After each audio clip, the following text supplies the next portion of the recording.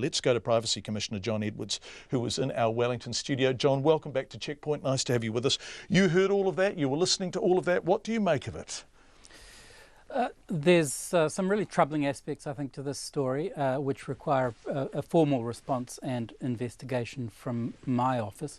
So I'll be looking into that. Whether I do that entirely independently or just in consultation with the Independent Police Conduct Authority, I haven't yet determined. But, you know, there are some pretty troubling aspects in terms of the Privacy Act itself.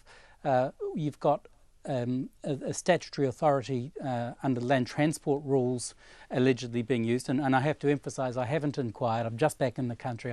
I'm only going off media reports and the statements that we've heard from the police just then.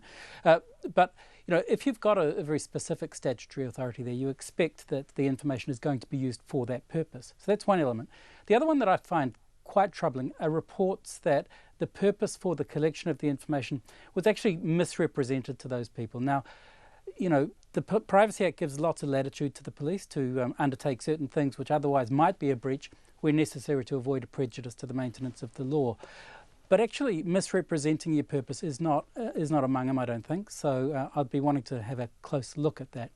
The other element that we heard there, John, was I think a kind of conflation between a statutory regulatory role of law enforcement being the maintenance of the road transport rules, and this kind of bleeding into the general pastoral care idea of, you know, we're worried about these people who want to deliver support and advice. So I'm going to be working closely with the IPCA over the next week to just, you know, to figure out which agency will look at which dimension of this and where we might end up.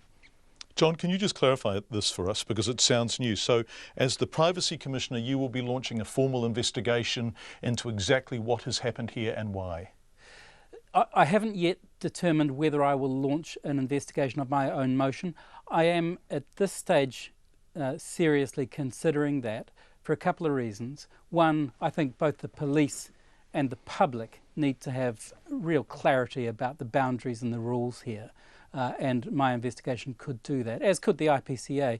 The one thing that my office can deliver that the IPCA can't is access to remedies to the people who were affected. Now, I have heard reports that people felt quite a significant sense of intrusion when they had a subsequent visit from the police after being stopped outside that meeting purportedly for the purposes of a breath alcohol test. Now, if those people wanted to access the remedies available under the Privacy Act, they can only do so after I've undertaken an investigation. They can then go through to the Human Rights Review Tribunal. So that'll be another factor that I take into account in determining whether to launch a formal inquiry. John, I know that it's early days and you have been overseas and you've just got back, but prima facie, given what we know and given what we just heard District Commander Inspector Paul Basham say, were the police behaving illegally? Look, I'm not going to say whether I think they were behaving illegally or not. I think there's enough of concern in the media reports and even in that statement that we've heard from police there to warrant a pretty close investigation, and I intend to undertake that and to assist the Independent Police Conduct Authority with their inquiries as well. Privacy Commissioner John Edwards joining us live in our Wellington studio. Thank you very much indeed for your time.